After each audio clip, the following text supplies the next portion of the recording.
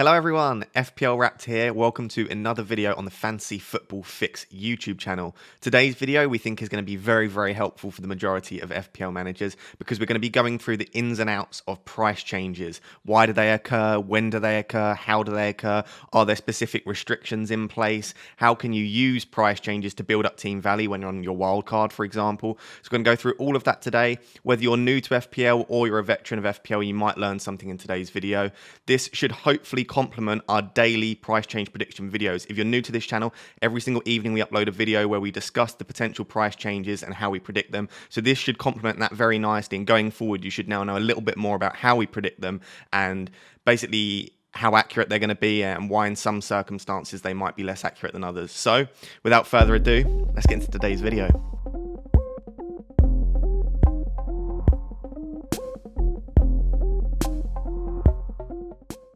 So before we get into today's video, just going to go through briefly what we're including in today's video.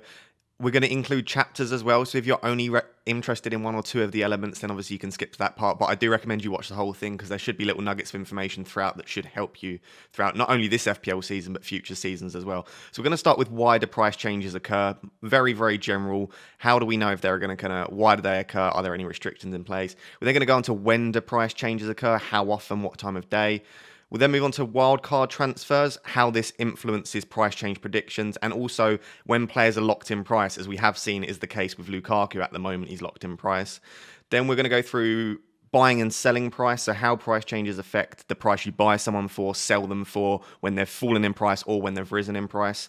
How to use price changes to build up team value, specifically on a wildcard. How can you use the price changes to your benefit to build up team value so you can buy those more expensive players?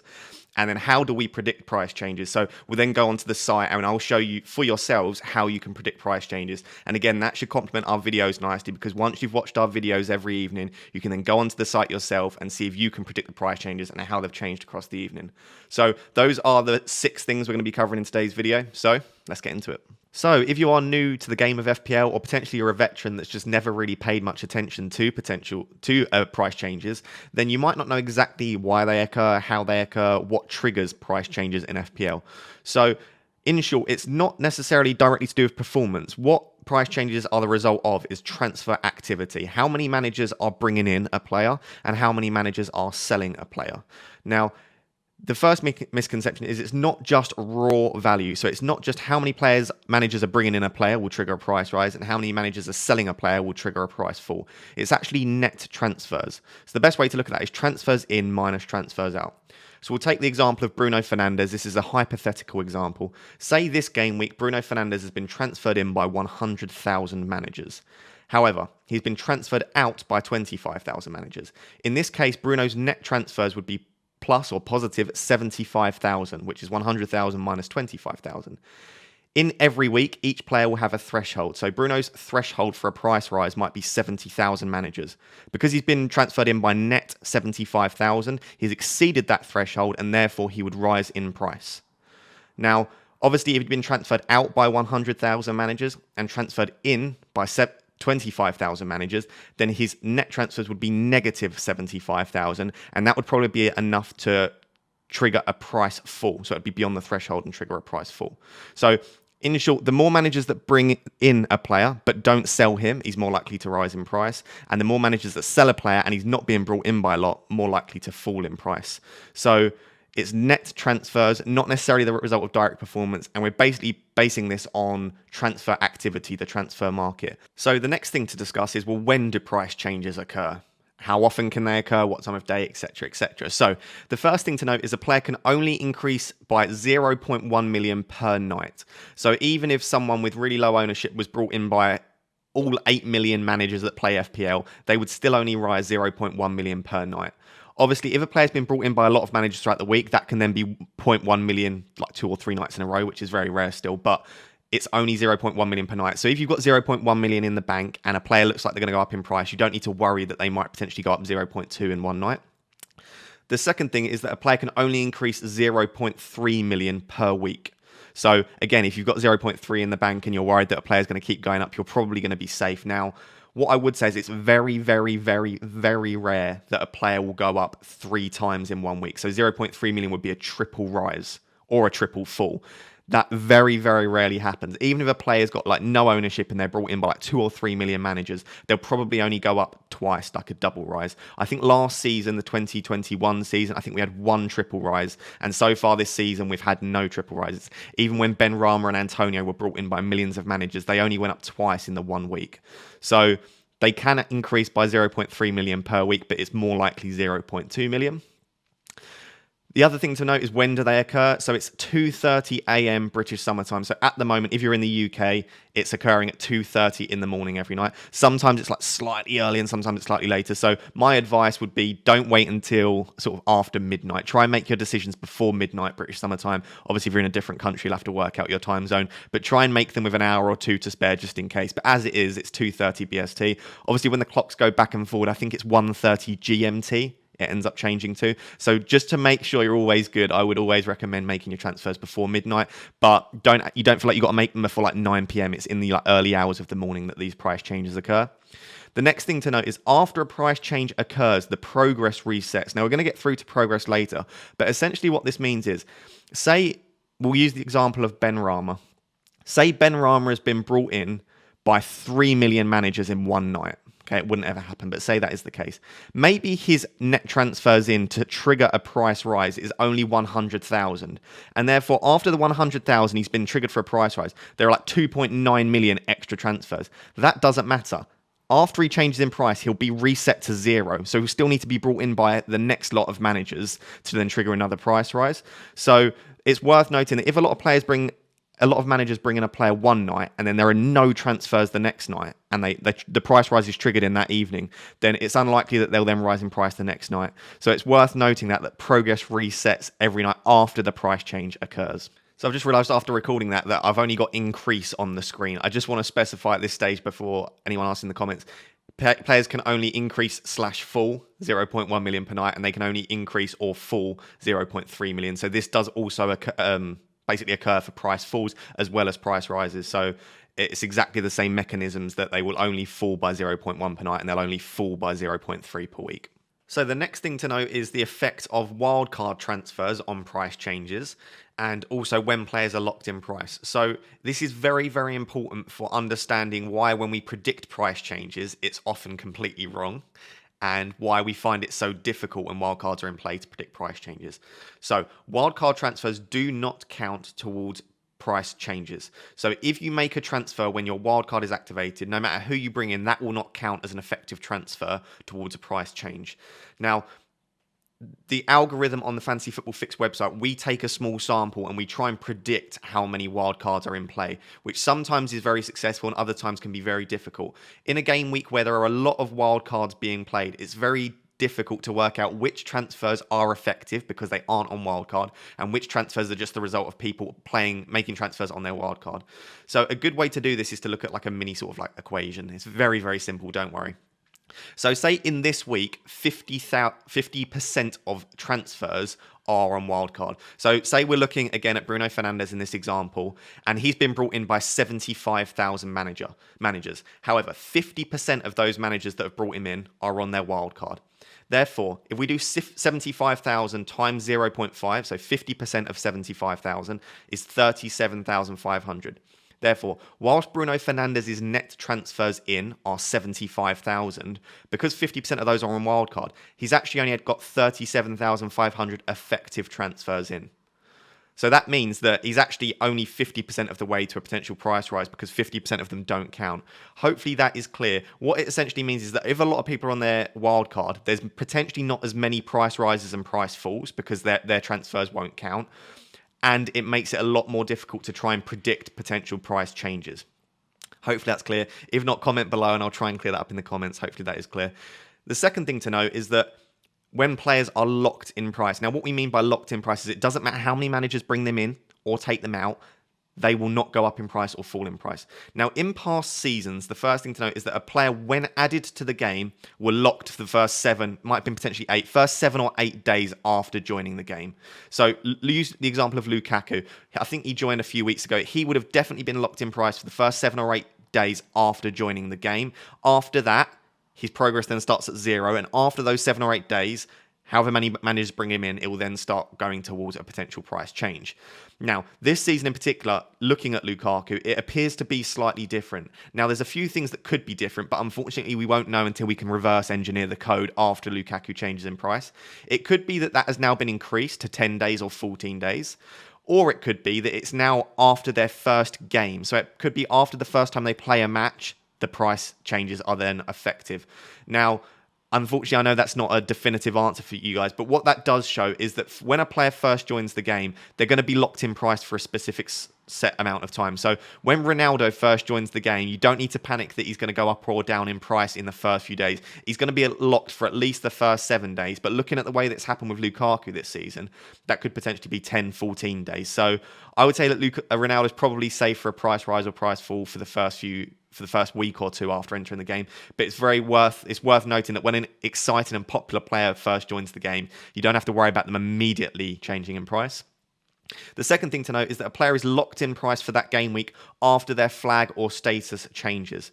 So there was a misconception that if a player is injured, they can't fall or rise in price. That is not the case. If a player is red flag, they can still go up in price and they can still fall in price. However, if they go from a red flag to an orange flag, or if they go from a red flag to suddenly being available, when that change in flag happens, so if they've gone from injured to cleared and they're now fit, they will be locked in price for that game week. So it happened with Kevin De Bruyne quite a few times last season. He went from being injured at the start of the week, then he was lifted on like a Tuesday.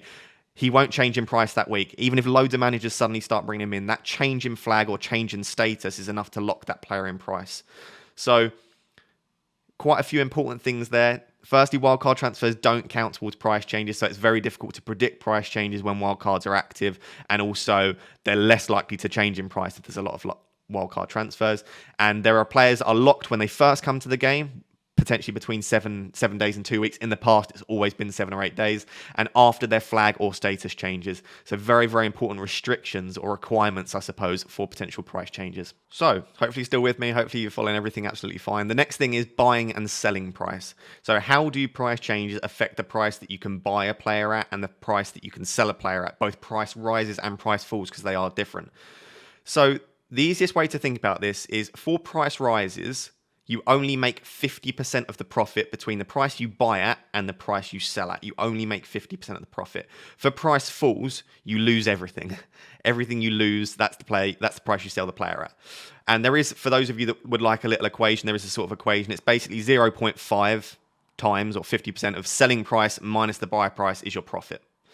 So the easiest way to look at that is some examples. So here I've got 2 price rise examples and 2 price fall examples, assuming you bought Bruno Fernandes at 12 million.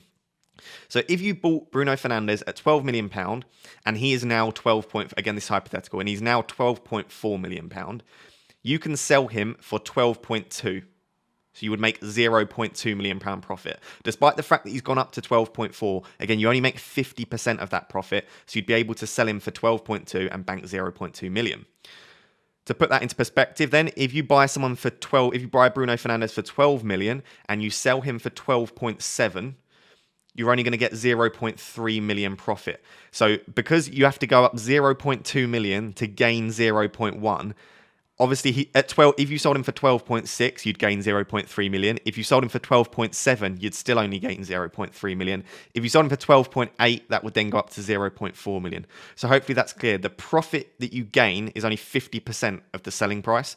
So essentially, I give another example. If you bought Bruno for 12 million and he goes up to 13 million, you would be able to sell him for 12.5 million. So you would bank 0.5 million pound profit. Now, this is very, very important, because if you buy a player for 12 and you sell them at 13, obviously you'll only gain 12.5 million. If you then want to buy them back next week, you would have to pay the full 13 million pound. So this is why people often recommend that you don't sell a player that you've got like money tied up in. It's quite a common term. What that means is if you've bought a player at a really cheap price and they've gone up lots, if you sell them and then want to buy them back, you have to buy them back at full price. So FPL are quite cheeky like that. It's a little bit annoying if you want to buy a player back at a later date, but that's the case for price rises. Price falls, you lose everything. If you buy a player at £12 million and you sell them for £11.9 million, you lose all of that money. They don't have to go down 2 for you to lose $1 million. You just lose everything. So if you buy it 12 and you sell for 11.9, you gain 11.9 million. So you lose the full amount. Equally, if you buy a player at 12 and you sell them for 11.3, you lose 0.7 million. So I'll just move that way a little bit. So price falls, you make 50% of the profit. Price rises, sorry, you make 50% of the potential rise. Price falls, you lose everything. So very interesting. It also applies. So for example, if you buy a player for 8 million and they rise to 8.1 million, an example of this is Danny Ings at the moment. Buy him for 8 million, he rises to 8.1. He then looks like he's going to fall in price again. You don't need to panic about a potential price fall, because if you bought him at 8 million, if you sold him now, you'd only get 8 million anyway, even though he's gone up to 8.1. If he then falls to 8 million, you can sell him for 8 million anyway. So it's worth keeping an eye on for when you're deciding whether to buy or sell a player, because the price rises are different to the price falls. Again, hopefully that is clear for you guys. If it's not, comment down below and I'll try and clear that up in the comments once again. So the final thing before we move on to how you can actually predict price changes, because it's all well and good knowing all of this stuff, but if you can't then predict them, it's going to be very, very difficult. We do have a tool for that on our website. But the last thing is, how can you build up team value on your wildcard? Or it doesn't just have to be your wildcard. A lot of this applies for just building up team value anyway. But specifically for those of you on your wildcard, how can you make the most of it to build up team value? So the first thing to note is you should activate your wildcard as early as possible. Now, the reason for that is because you can make a lot of changes, transfers, sales, purchases early on, and do as much of that across the 2-week period if you're doing it in an international break, across the full week if you're not doing it in an international break. So I would always recommend, if you're going to build up team value, activate your wildcard early and start making those transfers. The second thing is, don't sell players that you have money tied up in if you might want them in your draft. Now, we spoke about this a little bit just now. I said, if you buy a player for 12, you sell them for 13, you'll only gain 12.5. If you then want to buy them back again, you'd have to buy them for 13. That also applies on your wild card, so be very, very careful. If you buy Bruno at 12, say you sell him for 13, you would gain 12.5 million to tinker in your wild card. If you then realize, actually, I do want him in my wild card, you would then have to buy him back for the full 13 if you've sold him. So be very careful when you're tinkering with your wild card drafts. Don't sell players that you've got money tied up in if there's any chance that you might want them back in your wild card draft. The next thing to note, is that you should sell players with no money tied up that may fall in price. So say you bought a player for 8 million and they look like they're going to fall in 7.9 to 7.9, but you do want them in your wild card. Sell them before they fall in price, then just buy them back the next day for 7.9 million, and then you've gained 0.1 million. Don't keep players in your wildcard draft just because you want them if they're going to fall in price. So constantly monitor players that fall in price, and if you've got them in your draft, as long as you don't have money tied up in them, that is, sell them, then buy them back for £0.1 million cheaper, and you've made yourself 0.1 million. And the last thing to note, this is very difficult to try and anticipate, but if there's a clear bandwagon gaining pace, and even if you don't want them in your team, if you buy a player that likely is going to rise in price 0.2 million across the week you're playing your wild card, and you sell them at the end of that week after they've gone up 0.2 million, you'll gain 0.1 million. And at the very least, you might just want to keep them in, but you've just made sure you gain the full 0.2 because you don't have to buy them then at a more expensive price. So an example of that for someone that I think might do it this international break is Ferran Torres. Unfortunately, you've already missed the first price rise. So if you don't have him in your wildcard draft already, you might have missed the boat on that. But look for players that are gaining a massive bandwagon. If they rise in price once and then again, you can then sell them and make £0.1 million profit. So there are a few little techniques that I think if you're on your wild card, specifically, hopefully when managed, and a lot of managers aren't playing their wild card, then you can gain team value. But that is the case. If a lot of managers are playing their wild card at the moment, remember their transfers aren't effective. Those transfers don't count towards potential price changes. So if you're playing your wild card at a time when thousands or millions of other managers are playing their wildcard, there's a chance that there won't be that many price changes and you might not be able to make the most of team value. So it might be a shrewd technique to play your wildcard when other managers aren't really playing theirs, because there'll probably be more price changes in that instance. So the final thing to do is to show you, as I said, how you can predict price changes using our website. What's the best way to stay up to date? Now, remember, if you are new to this channel, every single evening, apart from during the international break, we do price change prediction videos. So we report the key players that look like they're going to go up in price and the key players that look like they're going down. So you can catch that video every single evening on our YouTube channel. So subscribe to check that out and enable notifications. But as well as that, maybe you want to make your decision after that video, you can go and check for yourself once again. Now, if you go onto fantasyfootballfix.com, this is the website, sort of the launch page that you'll come to. You can see where it says price change stats. Now, you've got two tabs there. Both of these will be very, very useful. If we click on transfer stats as the first one, what this does is it shows you the key transfers across this game week, both transfers in and transfers out. So if you just want to have a quick glance of who's been brought in by a lot of managers and who's been brought out by a lot, then that's really useful. So top transfers in, of course, by almost 500,000 managers in 24 hours is Ronaldo. You can see Antonio's being brought in by a lot, Torres as well. If you skip over to the other side, you can see Fernandez is being taken out by a lot of managers, as is Emi Martinez, because he's going to miss game week 4. So you can see a lot there. If you carry on scrolling down, this really interesting stuff, you can see different transfer combinations. So not only can you see who's being transferred in and out by a lot of managers, you can see what the main combinations are. So Ings to Ronaldo accounts for 3.6% of transfers. Simicast to Duffy is 3.6, probably to get Jota into people's teams. So you can start to see straight away, really interestingly, what the different transfer combinations are. So this page is very, very useful, if nothing else, just to have a quick glance about what's happening in the transfer market.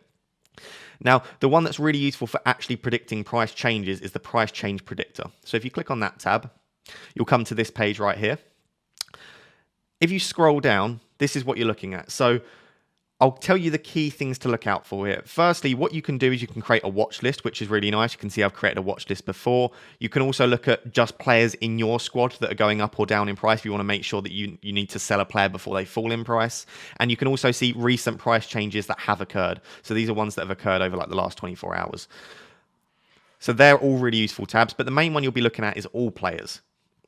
The first thing that I like to do when I log on is I like to structure according to change time. So you can see if you structure according to change time, you can see when players are predicted to fall in price or rise in price. So it's really nice. All the players that are listed as tonight, if we scroll down now, there are players that are locked in, that go up in price tonight, are predicted as tonight. And then you've got tomorrow as well. You can also see Stevens is locked because he's just joined the game. So if a player's locked in price, it will say locked next to them as well. So that's really, really useful. The main thing you should be paying attention to, though, is progress. Now, the way the Fantasy Football Fix website works, if a player is over 100% progress, we are predicting them to rise in price or fall in price. Obviously, if it's positive 100%, they're predicted to rise in price. If it's negative 100, we're predicting them to fall in price. So the other thing that I like to do is you can just sort according to progress. So straight away, if I sort according to progress, Harvey Barnes for Leicester is predicted to fall in price tonight because he has exceeded 100%. You can see straight away minus 100%. If you scroll down, you can see Cantwell 99.4%. Now, what I would say is the closer they are to 100 means we're not entirely sure. Price changes are not an exact science. We are predicting based on an algorithm. So obviously, if someone's like 180%, then we can say with a lot more certainty. If someone's right on that boundary of 100%, it means that we think they're going to go up if they're above 100, but we're not 100% certain. So you can sort according to progress, obviously negative or positive. So the highest progress in positive, the most likely to rise in price, is Armstrong at 97.9%. You can see Jesus 97.8%. Now, what you might be thinking is, how come Armstrong has the highest progress, but he's not predicted to rise in price for another 2 days, whereas Jesus has a lower percentage progress, but he's expected to rise tonight? Now, that is because Jesus, at the time of recording, is being brought in by more managers than Armstrong is. You can see Armstrong's progress per hour is 0%. Managers aren't bringing him in. So despite the fact that he's very close to the threshold for a price rise, because no more managers are bringing him in at this stage, he's not going to keep rising in price. So that's the other thing you need to keep an eye on, is progress per hour. Okay, so you've got a few different things there. You've got change time, when we predict they're going to change in price. You've got their total progress needs to exceed 100% to have a price change, but also progress per hour. So a good example of this, if we switch to, Ronaldo's going to be locked in price. Who's a player that might be brought in by a lot of managers this week? Is Lukaku one? No. Antonio? Okay, so again, because it's an international break, there's not a lot of transfers happening, but Antonio's predicted to be brought in by 0.5% per hour. So he's been transferred in by a lot more than the likes of potentially like Braithwaite, 0%. So that's worth keeping an eye on, his progress per hour. If we sort it by progress per hour, there you go. So the highest progress per hour at the moment is people selling Bruno Fernandes. They're selling him at 2% progress per hour. So whilst his progress is only 88% at the time of recording this, because he's being sold by 2%, by the time the price change happens this evening at 2:30 a.m., if he continues to fall at 2% per hour, of course, by the time the price change happens, he will have exceeded minus 100%, and therefore we are predicting him to change in price tonight. So hopefully that's clear. Hopefully I didn't ramble for too long there. Essentially what you're looking for is you're looking for people that are above 100% or minus 100%. But the other ways you can check that is progress per hour. If a player's not above 100 or below 100, I should say, then the progress per hour will tell you if they're gaining a bandwagon. So, for example, last week, Antonio was at like 30% progress. So he was nowhere near a price rise.